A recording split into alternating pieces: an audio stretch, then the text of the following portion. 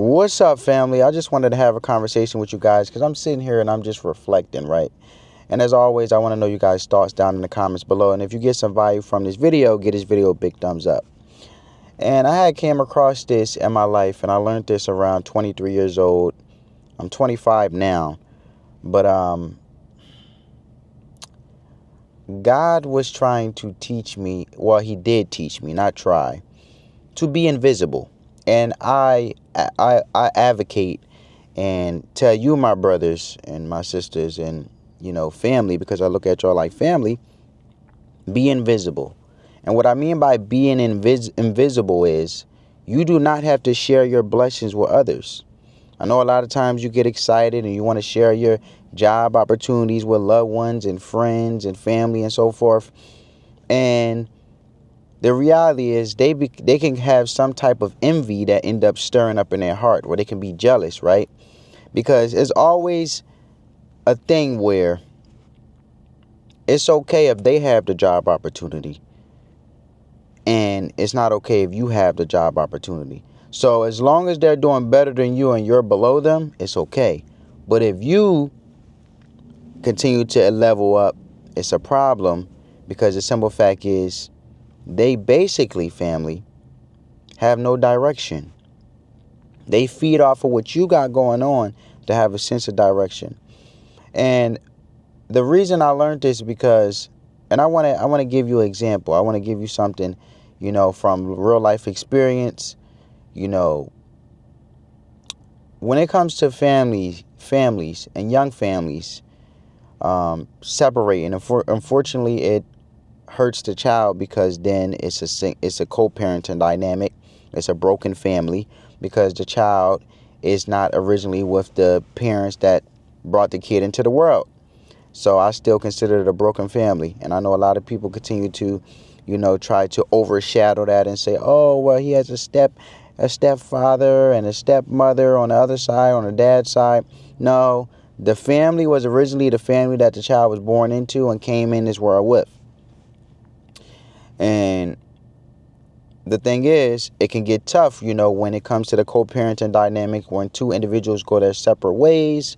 The woman, the mother in the case, may want her way and may want the child majority of the time. And the father is like, wait, if it's a boy, they're like, oh, you know what? A boy should always be with their father, because a father teaches them the characteristics of how to be a leader, how to be a man, and a woman can't teach that. And if it's a little girl, obviously it's more prone for the woman to want to have their little girl majority of the time, because she can relate and raise her as a young lady, and with all those womanly things they have to be responsible for within themselves and taking care of themselves, right?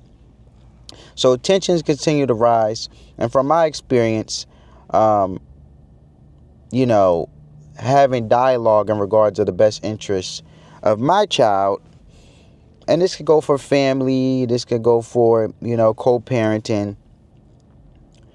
Individuals will tend to say things they know that bother you, right? And I had an incident where I got told to go to hell because I basically didn't want to dress my child a certain way, in regards of this person, basically, that's family, being so materialistic that they're so caught into a designer, and if I don't dress them a certain way, then I'm failing as a father. And when it came to you have some parents who feel like, I'm the father, you can't tell me nothing, I know what's best for them, you can't tell me nothing, and I don't want to hear nothing the mother has to say, and vice versa. The mother feel like, I'm the mother, I brought him into this world, or her into this world, I don't want to hear nothing you have to say to the father, right? And in my situation, from experience and kicking it with folks, it'd be times where the mother may say things to get at the father so he can get emotional and react, because the mother knows that the boy, the son, is the very thing he truly cares about, and the best way to get at the other parent is through the child, right? And this can happen from a mother standpoint or a father standpoint. And I have experienced this in a way where,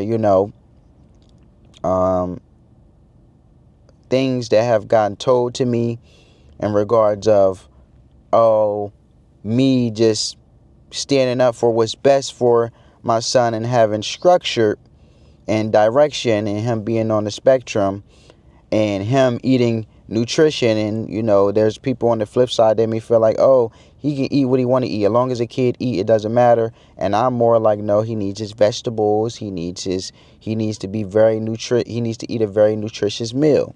And there's a lot of parents out there who deal with this, right, autistic or not. But just from experience, basically when the child is used as leverage in a way to get at you, and they may do something to the child, cut their hair, do something smart where they know it hurts the father or hurts the mother, and you're constantly reacting. And the way is to sabotage you, to trick you out your position, to not be in the right mindset, as in what's doing best for you guys' child, because then you're being so emotionally reactive that you come off unstable and not being able to have emotional stability and discipline to raise the child in a co-parenting dynamic. Now, this is my experience, right? Talking to folks and kicking it in my real life experience. And the thing is, God taught me that you have to be patient, and you cannot share you don't have to share. You just be silent and do what you have to do in regards of taking care of your responsibility of your child on your end, right? So as a father, my responsibility is to teach my son how to be a young man, knowing how to lead, knowing how to basically understand that you work for what you get, and you get out what you put into this world. You cannot cheat it. No one is going to save you. You are responsible for your own actions, and that's what you control. And life is about 90% life is about 90% how you respond to it. Sorry, family. 90% how you respond to it, and 10% how you react to it. And I learned this at my big old age of 23, because I was constantly getting antagonized by family, co-parenting, in regards of how to raise my son, and getting put down just for the simple fact that I wanted to, for example, be more nutritious with my son and make sure he have healthier meals. Him being on the spectrum and getting a little bit of education, understanding that, the gut plays a big part in regards of the brain, and the way the child can overcome the delays of having a developmental delay, being autistic and having ADHD, is making sure that they have a healthy, nutritious meal, and they're getting the right things in them, because what goes inside of you, what you eat, comes out, right? And the reality is, me fighting, and of course, it turned into, some situations. In my situation, it eventually led to court, and you try to avoid that, and tensions get high, and you have to be very disciplined and very patient and let things roll out, but keep doing your part as a father or as a mother, even if it's hard. And I had to learn that at the end of the day, I couldn't tell family members what's going on, because they were bashing me for having a broken home in the first place, when I've been raised in a broken home, right? I have been parented by my own parents, who basically lack control as a child within having a sense of relationship with their mother, that they basically looked at controlling me in the sense of having some type of stability and control in their life. And I was always the type of person to ask questions and be curious, and they would tell me, you know what, you too smart for your own good, because they knew I had them figured out.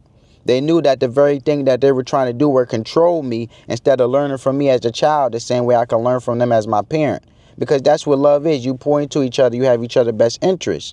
But the simple fact is, when I am having my own mindset and I'm thinking for myself, and my parent couldn't think for themselves because they was always shut down as a child and couldn't have a relationship with themselves, the way they have a sense of control can be by raising their own kids and controlling their own kids a certain way, that they wanted to they control their own kids a certain way, and the outcomes be the very thing that they wanted. They can basically control their child to make sure that they have the outcome that they wanted in regards of being parented by their own kids. Like, for example, my grandparents, right? So, for example, if one of my parents, like I mentioned, has had no sense of control or stability in a relationship with my grandparents, right? Then the way to control me, even though I have my own brain and they're shutting me down because they have been shut down and basically disregarded as a child, and wanted a relationship with their parents so bad, it trickled down to them parenting me the same way. But since I am challenging them and they couldn't challenge their own parent, now when I ask a question or I mention some type of new educating or pouring some type of value into my parent who can learn from me too, like I mentioned, they don't want to hear it because the simple fact is they have jealousy in their heart because I'm able to think for myself, which they weren't able to do as a child, let alone have stability in their relationship with one of my grandparents, right?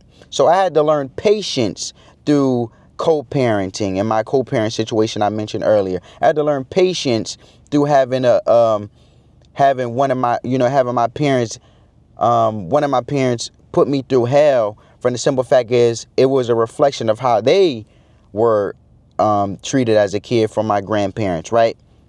And as much as I wanted to have a relationship with them, and I never could say no, and I always wanted to please them, and I always wanted to love them, and I always wanted them to like me. I always wanted to be the best father, but also be able to get along as much as possible and be liked by the person I had a child with, and be liked by my mother and my parents and my father, right?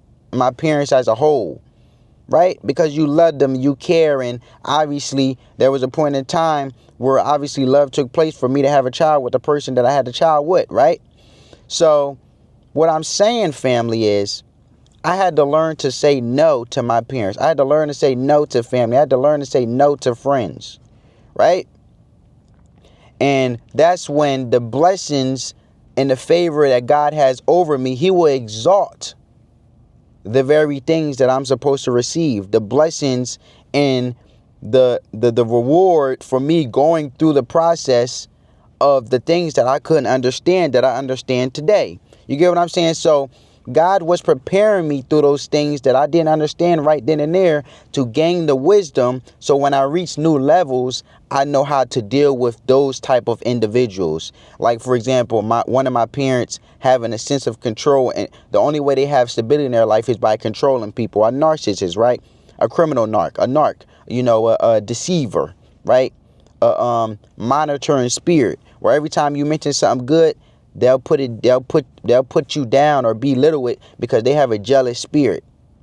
But if you move invisible and you be invisible and you move in silence, God will give you the wisdom on knowing how to deal with those people. So by the time you do share the good news, because you can't hide your blessings, God will exalt them because you have received them through the fruits of your labor and the work that you put in, right?